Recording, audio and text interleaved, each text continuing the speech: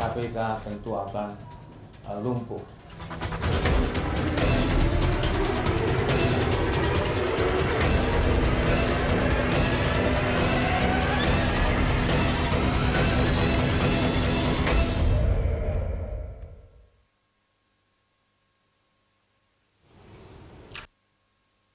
Pimpinan KPK, penyidik dan karyawan di KPK mendapat teror yang diduga berkaitan dengan penyidikan kasus korupsi Komjen Pol Budi Gunawan. Teror disampaikan melalui pesan pendek, telepon hingga berkali-kali dibuntuti saat pulang. Bahkan teror tak hanya menimpa penyidik tapi juga keluarga.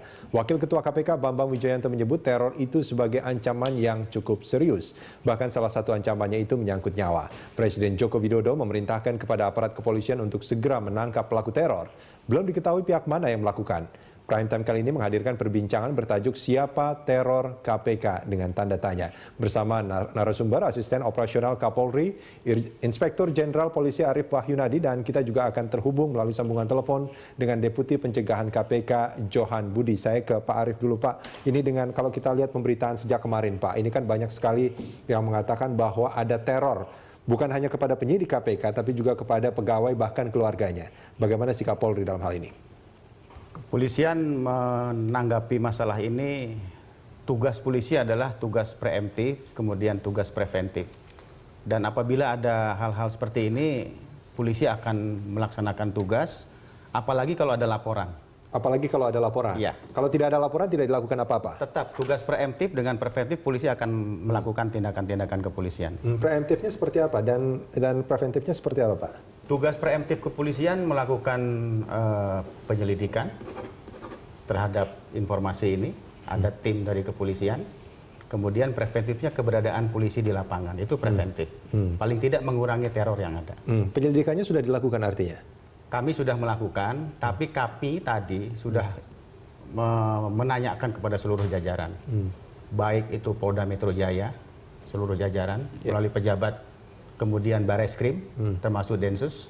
Kami sudah menanyakan, belum ada laporan. Belum ada laporan dari pihak KPK. Dari pihak KPK. Ini kan sebetulnya, nah ini kalau kita bicara soal teror, apakah ini merupakan delik aduan atau sebetulnya karena ini sudah menjadi konsumsi publik di berbagai media bahwa pegawai KPK, penyidik KPK, bahkan keluarga mereka juga merasa terancam dengan teror ini, apakah ini tidak dijadikan landasan untuk proses penyelidikan ini?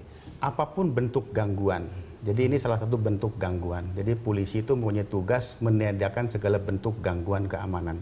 Ini sudah merupakan bentuk walaupun belum ada laporan secara resmi. Jadi polisi akan menindaklanjuti dengan tim yang sudah ada di lapangan. Yang sudah ada di lapangan. Ya. Artinya akan menempatkan anggotanya di lapangan, terutama dalam hal ini di KPK. Di KPK setiap hari ada anggota polisi di sana. Di KPK ya? Ya. Ini kan menarik sebetulnya. Teror-teror semacam ini dianggap tingkat eskalasinya itu semakin tinggi dalam kasus sejak kasus Komjen Pol Budi Gunawan ditetapkan sebagai tersangka. Nah, bagaimana sikap Polri soal ini? Saya ingin menyampaikan bahwa jangan dikaitkan dengan penyidikan yang dilakukan oleh KPK maupun yang jangan dilakukan, berasumsi ya? Iya, jangan. Jadi itu berjalan profesional saja, baik yang dilakukan oleh KPK, kemudian yang dilakukan oleh kepolisian. Jadi bentuk-bentuk yang sekarang sedang terjadi dalam bentuk teror itu, saya melihat tidak ada kaitannya semuanya. Tidak ada kaitannya. Tidak ada kaitan. Menurut Anda siapa pelakunya? Ini yang tadi saya katakan. Polisi melaksanakan tugas preemptif, sedang melakukan penyelidikan. Sedang melakukan penyelidikan. Udah ada titik terang Pak? Ini siapa kira-kira yang... Proses di kepolisian tentunya ada. Penyelidikan kami akan lakukan analisa evaluasi dan akan lebih kuat lagi kalau ada laporan. Kami akan mendapatkan. Kalau laporan itu dalam teror itu nanti dilaporkan dalam bentuk telepon atau SMS, kami bisa mendapatkan nomornya. Kemudian kalau teror itu langsung dalam bentuk mungkin surat, dibuntuti dalam bentuk surat, ya, kami akan melihat surat itu mungkin bisa ditelusuri dari mana. Atau mungkin dari tulisan tangan atau bisa tulisan tangan atau mungkin tulis ketikan, dan termasuk dibuntuti tadi itu. Mungkin bisa kita bertanya, yang dibuntuti siapa, kita bertanya ciri-ciri orang yang membuntuti siapa. Jadi 3 ini kami akan melakukan penyelidikan, kemudian kami prosesnya melakukan analisa dan evaluasi. Ya. Nah, kalau kita bicara soal penyelidikan itu kan sebetulnya, maaf kalau saya salah, ini itu kan ada kecurigaan kan awalnya kan atas dasar kecurigaan terus dilakukan penyelidikan. Setelah ada bukti bahwa itu baru diangkat ke penyidikan. Nah, kalau kecurigaan ini kira-kira siapa sebetulnya yang menginginkan hal ini, Pak Arief? Tadi saya sudah sampaikan bahwa kami tidak menginginkan adanya ini, dan profesional lah kedua belah. Pak Barudin juga sudah mengatakan bahwa pelakunya bukan Polri sebetulnya, tapi itu sudah jaminan dari Bapak Wakapolri, jaminan bahwa tidak ada teror yang dilakukan oleh kepolisian terhadap KPK, dan itu merupakan jaminan dari Bapak Wakapolri. Artinya kalau ada oknum yang berbuat seperti itu, institusi Polri, Wakapolri, termasuk juga Pak Arief pasti akan menindak tegas. Ada aturannya. Ada aturannya. Anggota Polri yang tidak melakukan tugas secara profesional, secara kode etik profesi itu ada aturannya dan diberikan sanksi. Apa sanksinya, Pak? Diatur dalam PP. Ada PP nomor 2 tahun 2003, itu ada aturannya. Kalau Polri tidak melaksanakan tugas secara profesional, itu ada aturan-aturannya dan ada sanksinya. Dari mulai teguran yang paling ringan sampai dengan penurunan pangkat bisa juga, sampai juga mungkin demosi jabatan bisa juga, dan lain sebagainya. Dan lain sebagainya. Ya. Kalau melakukan teror itu termasuk sanksi yang level mana itu? Berawal dari aturan-aturan tadi itu. Kalau memang ada unsur pidananya, tentunya meningkat sampai pidana. Sampai ke pidana. Bisa. Ini kan menarik sebetulnya. Ini ada laporan dari keluarga pegawai KPK yang merasa dibuntuti. Terus ketika dia mau memotret, didatangi sama orang dengan senjata, dengan senjata api seperti itu. Nah, akhirnya dia lari gitu kan, karena merasa dia terancam dengan senjata api itu. Nah, pulangnya itu diantar juga sebetulnya sama polisi juga, sama Pam Opit. Ini yang karena mungkin orang menyangkanya ini pasti ada oknum-oknum yang bermain di situ kan.